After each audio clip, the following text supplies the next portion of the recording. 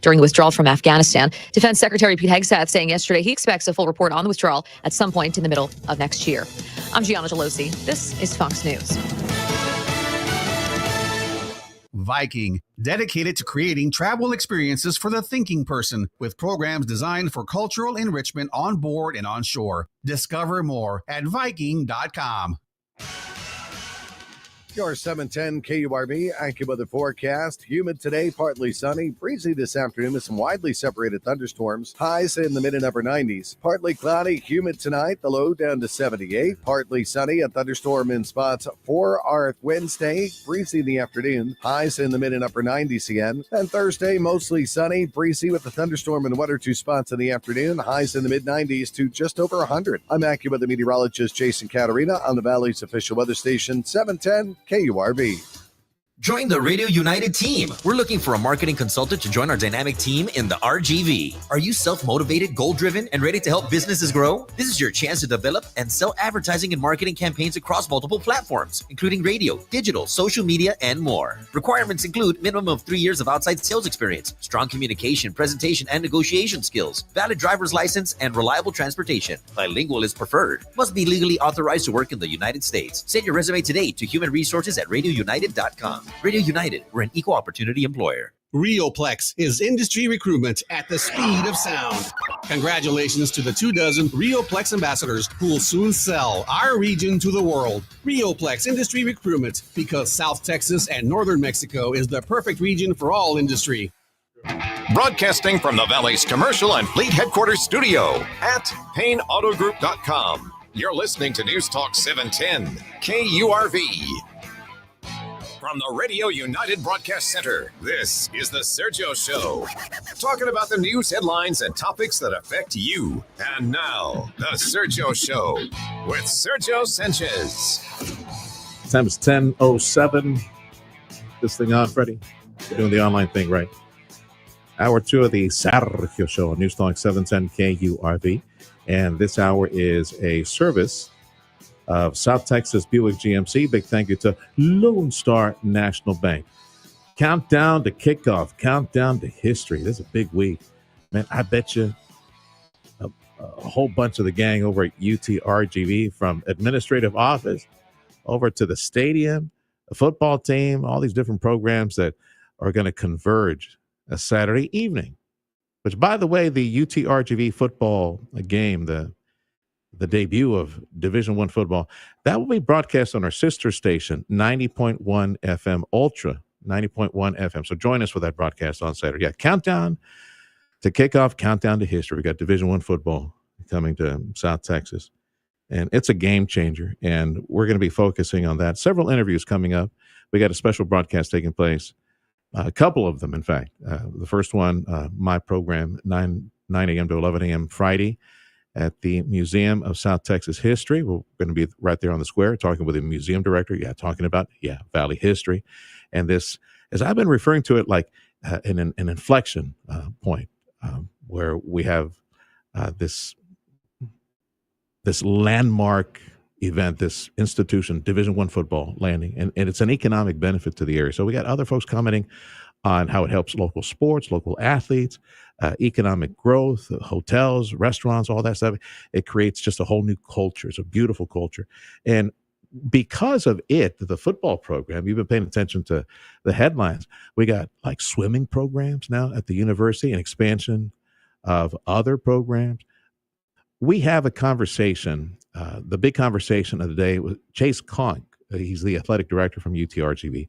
And he fleshed that out. That we went, what was it that he said, Freddie? Like 40, 50 years, something like that. Hardly a dime had been spent on brick and mortar projects for anything athletically related at the university. It's like a long time, he said. And then boom, like 150, 180 million bucks, just like that. Boom, we got like all these new facilities and locker rooms and things like that. It's beautiful. So that conversation with Chase Conk is coming up at the end of this hour. Let me set the stage for my guest right now, because I asked him to come over to the studio. I know him as a very successful Pan-American. What was the name of it, Jack? Pan-American University? Pan-American University. Right. Jack Ewing, CPA. Many of y'all know him, which, by the way, we're doing the online thing on 710 KURV YouTube and X and Facebook, wherever Freddie has us right now. So Jack Ewing from Ewing, Latta and Company, PC, local CPA. Many of y'all know him. We have a history with Jack as well. When I started working at KURV, Freddie and I, when we started working several years back, I'm not going to date him, say how many decades, but it's been a while back. Yeah, we had a working relationship. Lance Hawkins and Jane Smith and the old guard here, the owners, the folks who hired us. You were working with them back then. So let's go back to your days at Pan American, successful college baseball days. Yeah, it was magical, very magical. What years were those that you were on the baseball team? Yeah, I walked my first step on the Pan Am campus as a Bronc was in the fall of '74, and I came here and got out of my '69 Camaro, and it was 110 degrees. And nice. I said, "Boy, what am I doing here?" And it was so hot. And of course, we started the fall program as normal there, and then I played 2 years here in the spring of '75 and '76. Okay, you told me off here that you did the junior college thing. I went to Temple Junior College first. I graduated from Nederland High School, which is out in East Texas, sandwiched in between Beaumont and Port Arthur. Yeah. And I didn't really have a place that I really wanted to go play ball. And I didn't have a lot of offers either. I mean, Nederland was not a baseball school. We played in a pasture, and it was just the coaches had a coin toss of who was going to coach that year, and not very good. But I did kind of have decent pitching skills. And anyway, if we had more time, I'd tell you about my claim to getting into the school I did was through Red Murph. He's a scout that signed Nolan Ryan just a couple of years earlier. And I went to one of his pro tryout camps, and he came to visit me at my house, and we had a story about that. And I was working at the local newspaper, Beaumont Enterprise. And anyway, the sports writers, I was real friendly with them and all that stuff, and working there. And I went to this pro trial camp, and I was very, very disappointed in it. Guys like me didn't get a shot at it. There was all the studs. They got looked at. I was just token. And anyway, so the sports writers wrote all about that, how disappointed I was. We put about a half a page article about it, picture of me on there. And it wasn't long after that, Red Murph gave me a call. And man, you talk about a name that's screaming baseball. Yeah. Red and Murph. Yeah, both names are screaming baseball. Yeah, he called me and said, "Hey, Jack Ewing." And this is when there were the phones on the wall. The phone rings randomly, and you pick it up. Hello, and it's Red Murph and whatever, And so anyway, long story short, he says, "Well, son, I was looking over your grades, and they look pretty good."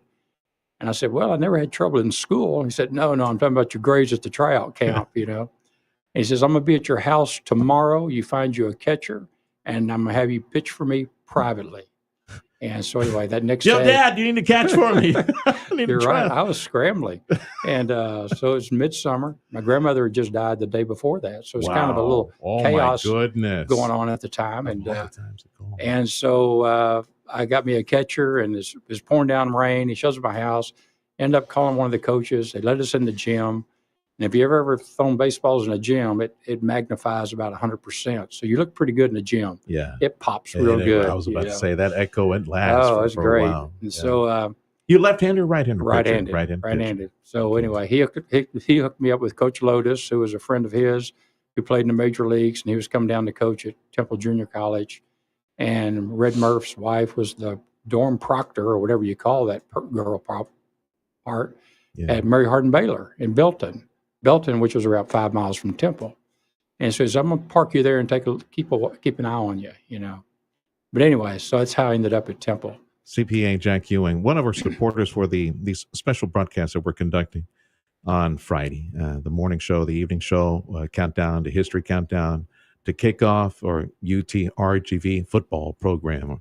Division I football is arriving in South Texas, and it's a game changer. We're looking at some of our history. Bronc baseball, not vaquero baseball, Bronc baseball. And I was telling Jack that when I think UTRGV or Pan Am, UTRGV athletics, I think baseball, very successful baseball with a rich history. And you were a part of those years, mid-'70s, late '70s, when you were with us those 2 years. at the university with Coach Ogletree. Coach Ogletree, yeah. Back then, yeah. Matter of fact, in our 75 year, which is my first year, we went 63-7, if you can believe that. We were 49-1 at home that year, and we had big crowds. It was just crazy the way it worked, and of course, we never realized it when we were playing it. We were just having the time of our life, and no one in NCAA history has ever repeated that since, and not so much the 63-7, which is phenomenal, but the 90% winning percentage and playing that many games. And we just knew we were going to win. When we walked down the field, there was no doubt in our mind we were going to win. How far, which by the way, back then, we're talking about like late 70s, we're talking about 50, We had our 50-year anniversary of our 75 team this year. How many came? 13 of them came. Okay. Yeah, it's awesome. Championships. I don't know, regional, divisional, national championships. In that time, how big was the Pan American Bronx baseball program? Well, we were like a top 5 team. Texas ended up winning the national championship in my 75 year. We played them in the finals of the regional. Winner goes to the World Series. And anyway, they ended up beating us, and I won't get into that. It was a heartbreaker to say the least. And then they walked through the World Series and won it. I think we were the best team in the nation, but obviously we weren't because we got beat by Texas. But we spotted Texas like 6 runs in the first inning on some unfortunate situations in that first inning, and you can't recover against a team like that. But that team was very magical. There were 4 starting pitchers, which I was one of them, and we rotated out of there. We all 4 of us are in the Hall of Fame. And it was just a magical year, but we had a team that played with chemistry. Ironically, only one player off that team was drafted. And here you're a top team in the nation. But what it was is we didn't have any really great ball players. We just had some really good players that knew how to play together. Yeah, the chemistry. Yeah, and right before we played Texas, A&M came here before they went to a different regional, and we swept them 5 straight. we threw 3 shutouts against them, and the other 2 games, I think they scored 1 run in each one of them. It was just I can't explain it. Coach Ogletree, and phenomenal coach, and the team we had at every position, so strong. CPA Jack Ewing is an alum of Pan American University, played baseball for the very successful baseball program that we had in the 70s. Tell me about Coach Ogletree, because he's a legend around here. We got his statue there. Oh, yeah. At the baseball he's stadium. Phenomenal. Yeah. I'll probably end up crying, but that's a product of low T. It happens to all of us who he was my goodness. Take your time. Well, we don't have to talk about Coach Ogletree. Obviously a father figure. No, he was very, ironically, my dad lived to be 100, and he and my dad died 2 days apart. Yeah, it was a pretty traumatic. Did he guide you? Was he counsel you? Was he a godly man? What can you tell me about Coach Ogletree? Well, he was the kind of guy that he was a better manager, that he could get the most out of you. He could get every ounce out of you. You wanted to win for him. He was just that kind of a guy, and he did. He squeezed everything we had, because, like I said before, we didn't have Major League Baseball talent. We all thought we had it, but we didn't. None of us got drafted, and I went 13-2. I was like 3rd in the nation in pitching. Wow! And didn't get drafted, so go figure. And and I had another guy on the team. He was 15-0, and he didn't get drafted. And so, but Coach Ogletree knew how to talk to us. He knew how to motivate us. Never heard a curse word out of his mouth. He always had that pipe in his mouth. He was that father figure, and that most of us, we left home at 18 years old, and he was our guy. And of course, he and I had a relationship for the next 50 years. Well, not quite that long. He died about 6. He died in 19, but we were very close, very close. Jack Ewing, local CPA, Pan American Bronc baseball grade. I don't know how the whole drafting thing works, but were you and your fellow baseball players, like the top ones, and like the other one you said was 15-0, even considered for the draft? Or no, none of us. You were part of that list, so you just didn't get picked, or no. I think nobody invited you. You didn't have to the that. media back then, and so markets Northeast, Midwest got the yeah, lion's share, yeah. whatever. And the Pro Scouts all traveled the corridor, Houston, San Antonio, Yeah. Austin, go out that way. That makes sense. And we played so many home games that we didn't get noticed a lot. Mm-hmm. And we only played a few road games. Went to Baylor, swept them 4. Went to TCU, Wow. swept them, Freddie. Wow. 3 out of 4. And Dallas Baptist, which was a ranked team, we swept them out at 4. I mean, when you go 63-7, you don't. Oh, it's crazy. Wow. And Joe Hernandez, he did get drafted, and he made it to AAA, but he was really the only one. I mean, I think a couple of guys did some walk-on stuff, and I got married. I went with my wife my senior year, and we've been married. Actually, we had our 49th anniversary last week. Yeah, congratulations. And but we always catch our heads and say, why didn't we just get in the car and drive to Florida? That's what you do. Yes. And try out. And I mean, I didn't have a pot to pee in. I don't know if that's you can say that. Well, you just did. I did. Well, so, I was going to ask you. There are walk-on. There is walk-on. So you never took advantage of that walk-on. I didn't have the money to go there for one, and I met Gail, and we were going to get married, and so my interest all of a sudden. When that last pitch was thrown, it was kind of like, okay. Gail, precious Gail, Lord bless you for getting Jack's attention. It's Gail that told Jack to, hey, let's do the radio thing. Mm-hmm. God bless you, Gail. Jack Ewing is in the studio, CPA. Many of us in business, we know Jack. He's a Pan American Bronc baseball grade, right-hand pitcher. Should have made it to the major leagues, in my opinion. But God had other plans for him. Well, speaking of, for 20 some odd years, Jack was leading a businessman's weekly Bible study. Mm-hmm. For some years, I went. B.T. McCallum was hosting them for some time. Mm-hmm. Now he continues ministry to baseball players, to athletes. So tell me about some of that work that you're doing these days. Yeah, it's been really interesting. I taught Bible study fellowship I was in it for 7 years, and then after 7 years, I started teaching it. And leading it and so forth. And that was another 22 years. So total, I had almost 30 years in it. And so it's a very intense, methodical Bible study. It's not just what do you think about this? It's what does the Bible say? And so it was very intense. You had homework. We had discussion groups, very structured, and it's still thriving today. And but I stepped down when I was about to turn 70, and that was kind of a mandatory retirement for my position in it. They kind of get fresh blood in it, but I was in it long. Most people only teach it for about 5 to 7 years, and I did it for 22. So I kind of maybe have overstepped my welcome.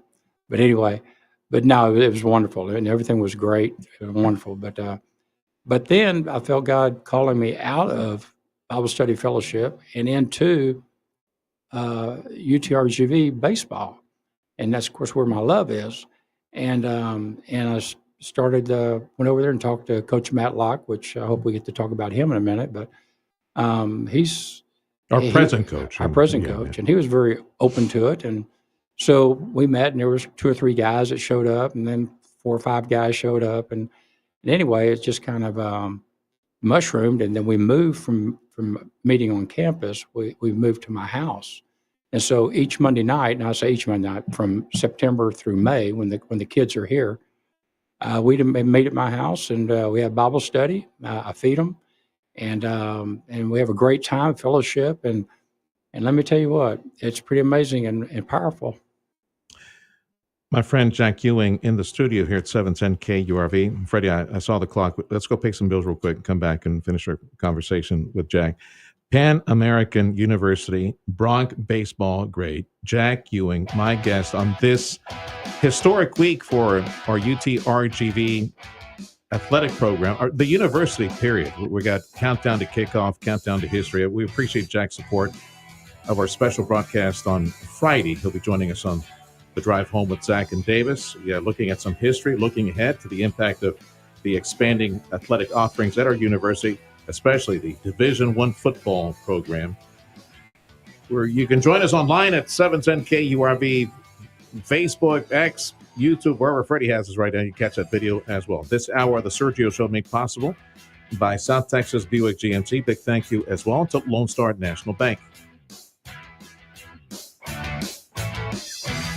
Howdy, this is Andrew Monaco, voice of your Fightin' Texas Aggies. It's another season of Aggie football, and we'll bring you all the action all season long. It all starts Saturday, August 30th on News Talk 710 KURV. It's the Back to Drive celebration at South Texas Buick GMC. Drive off in a 2025 GMC Sierra for just $259 a month. Or get behind the wheel of a 2025 Buick Encore GX for just $245 a month. GMC, we are professional grade, space, technology, and style. Visit SouthTexasGMC.com or call us at 956-661-5000. Take the Sherry Road exit between McAllen and Mission. South Texas Buick GMC. Not the biggest, just the best. I like to say that we're a 5-star hotel for airplanes. When people walk in these hangars, probably the most common thing I hear is, wow, these hangars are beautiful. Mueller metal buildings are made to last. A lot of people know Mueller makes a very good product. We like the metal. It withstands the test of time, it's hardy, and everybody was so easy to work with. If we had to do it over again, we would definitely stay with Mueller. Find out more at MuellerINC.com.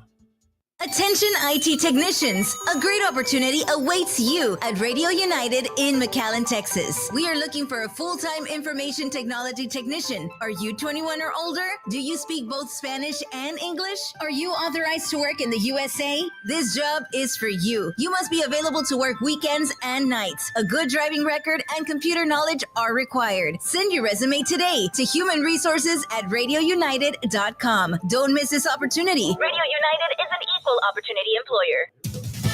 Thank you, Brownsville, and thank you, Rio Grande Valley, for listening today to News Talk 710 KURV, the Valley's official home for Fox News Radio. The Sergio Show, the WhatsApp line, if you want to send a comment, 956-862-2482, 862-2482. Countdown to kickoff, countdown to history, Division I football, starting up in the Rio Grande Valley, UTRGV. Saturday evening, 5 p.m. broadcast, Ultra 90.1 FM, our sister station. And it's a wonderful time in South Texas with prosperity all over the place. And look at that. Now we got Division I football at UTRGV. We're looking at history and the present ministry in sports by my friend Jack Ewing, CPA. He's a Pan American baseball grade. What was your ERA back then? It was probably in the low 2s. Oh, yeah. Yeah, I was not a power pitcher. I was more a finesse pitcher. Were you able to accumulate some good strikeout statistics and things like that? Not a big strikeout pitcher. I was big on curve, slider, and so forth, and screwball, and yeah. Which one was your best pitch? Which one? They were all good because they set each other up. Okay. But I think the biggest thing was I had control. Many games I never had a walk, or maybe gave up one walk, and walks are what haunts a team. And so it was mainly I was a real good control pitcher. How many years did you pitch as a kid before you actually were able to nail it? You wanted to strike, you were able to pitch a strike every time. I had a coach, a little league coach that took a special interest in me at 9 years old, and he started working with pitching. and he worked with me, and I never had another coach like that. I had a few managers, but never another coach like that till I went to junior college. And then Coach Lotus, he really helped me on my pitching very much. And then, of course, when I came down here, we had other pitchers and Coach Ogletree. And so it was just a continual refinement. I got to ask you, because pitching, Nolan Ryan is my all-time favorite and great. How much would you say percentage-wise is skill, the routine of it, and then just raw talent to be able to control the ball and pitch the ball and curve the ball, all that stuff? How much of Well, the ratio is? Yeah, I think the controlling of pitches is really disciplined. So many pitchers today just want to overpower. They're just focused on how fast can I throw that ball, and they realize good hitters are going to hit a good fastball. It's just where can you put it? Yeah. Where can you put? That's the key to it, because a lot of people go out there and throw 95 to 98 miles an hour, but a hitter they can hit it. Mid 70s, late 70s. Did radar guns exist back then? Did you ever figure out how fast? Our radar gun was a stopwatch.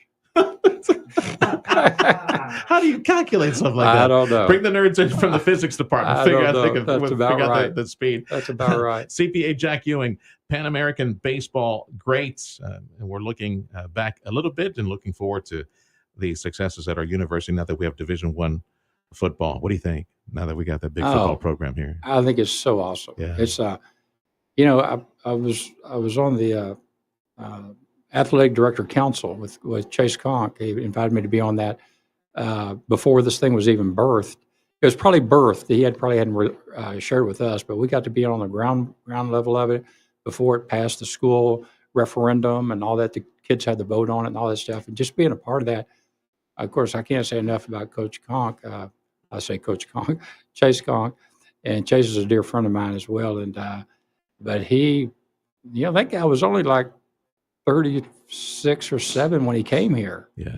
And I'm like, he looks older we got than a you. youngster here. He looks older than you. You know that, well, right? That football program aged him, I think, maybe.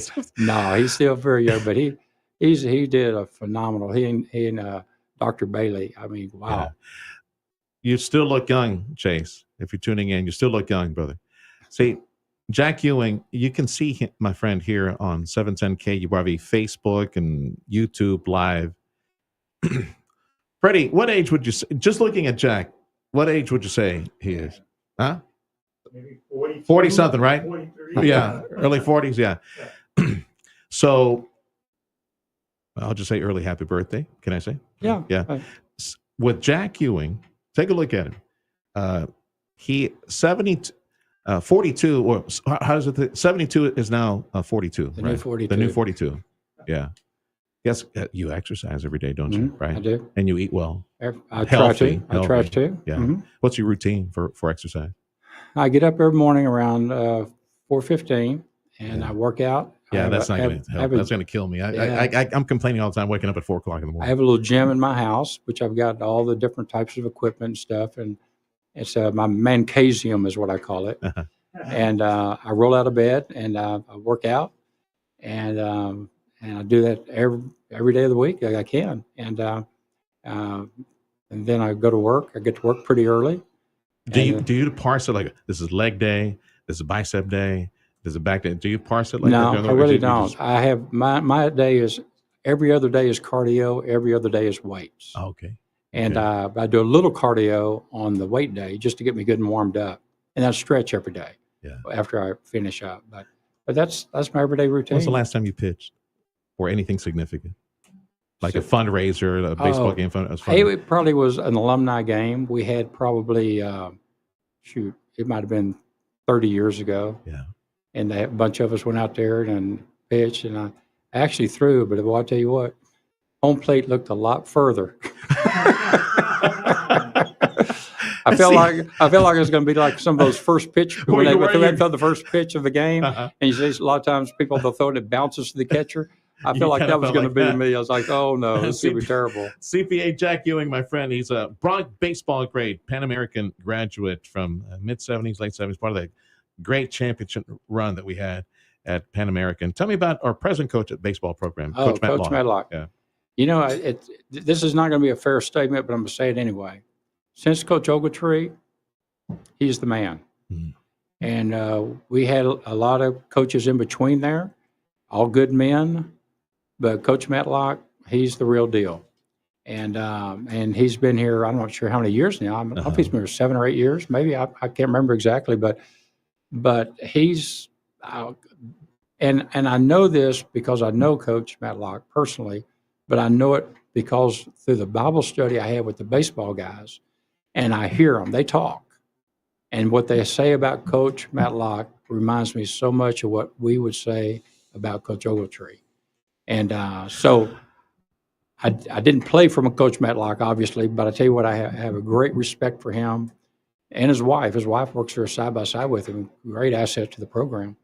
And but no, I hope we can keep him. I hope we can keep him.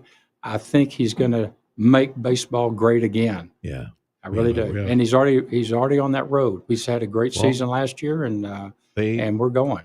They sawed off those horns. They beat UT.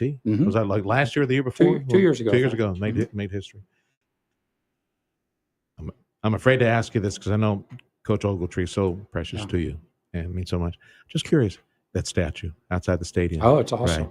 Right. Do you feel it tugging at your heart when you pass by? You look at it. And you know, I hate to even say this on radio, but I every time I leave the stadium, yeah, okay. I pat him on the back. Yeah, I know. Yeah, it's like you see a father figure out there. Yeah. If you look closely, I don't know, probably nobody ever notices it, but Coach Ogletree always had a pipe in his mouth. And of course, when it rained, he turned it upside down. But you go look at the statue, you see the pipe in his back pocket. They carved the outline of that pipe because when he'd walk out on the field, talk to the umpire, argue with the umpires, or talk to us on the field or in the whatever, he'd tuck that pipe in his back pocket, still lit. And anyway, you know, that pipe always was lit. But if you go look at the statue, that the outline of that pipe's in his back pocket. Well, Jack never heard a curse word out of him, and even with arguing with the umpires, I'd like to. What a gosh darn it! Yeah. Golly, he was like, you missed that call. He was great. You're ministering with Travis Bush. Yeah, to the football players now. Yeah, right? we have a program. It's called Coaches Outreach. It's actually it was just in the state of Texas, but it's getting more in more states. It's mainly in high schools, although I'm one of the few that have it in the university. They allowed me to do it in the university level, but I meet with the football coaches on Thursdays, coming up Thursdays. We met last year, and on Thursday mornings. This year we're going to meet on Thursdays, and we have a structured Bible study, and these coaches embrace it, and I cannot even begin to imagine the impact those coaches are having on those athletes. And because I know the conviction of their hearts, and I know their coaches, I know they got to get down and get in their face and motivate these kids. But man, I tell you what, I would love to have had a group of coaches who I knew that every week they went to Bible study. That's awesome. It's great to awesome.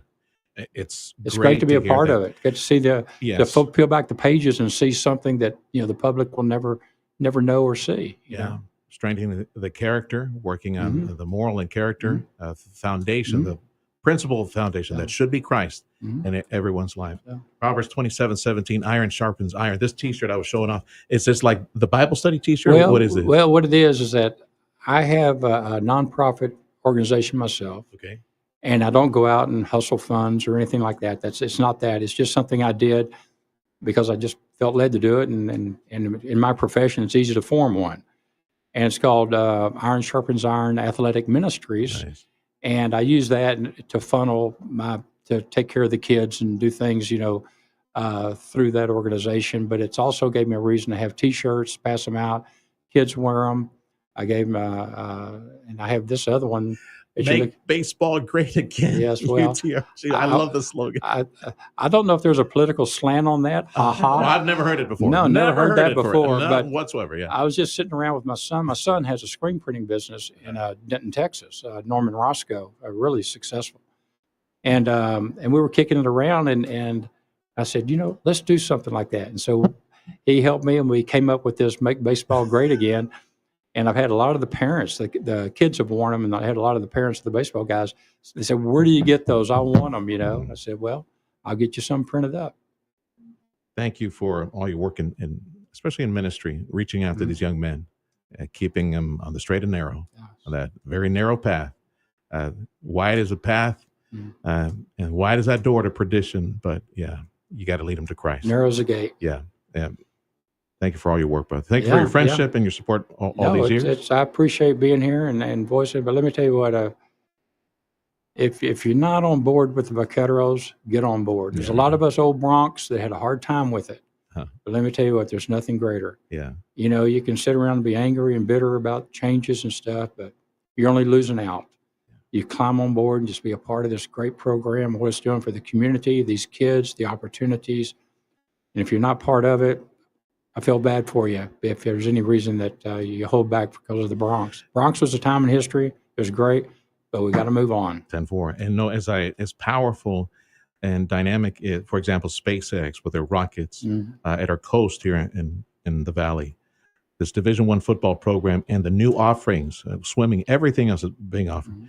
Yeah, that is an economic force that we will all see the benefit from in the near future. Jack, thank you for stopping by, brother. Thank you. Thank you very much. That's Jack Ewing. His firm is Ewing Latta Company, PC, and of course, Jack's one of our supporters. We got two big broadcasts on Friday, the Sergio Show, 9 to 11 at Most History, the Museum of South Texas History, and I'll be there talking. I got conversations already in the can with UTRGV President Dr. Guy Bailey, Chase Conk. We got other leadership, other folks in economic development participating. Davis and Zach, the drive home 4 to 6. Bert Ogden Volvo is the location, 4 to 6 on Friday. And yes, we'll do it all again. Got to look at the economic impact, cultural impact of UTRGV Division I football that starts on Saturday night. Thanks for joining us on News Talk 710 KURV. Hour 2 of the Sergio Show is made possible by South Texas Buick GMC and Lone Star National Bank.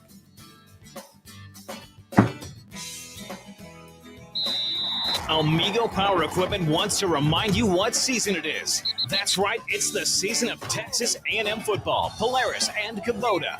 You need a new Polaris out at the ranch or Deer Lease so you can make it in to listen and watch Texas A&M football.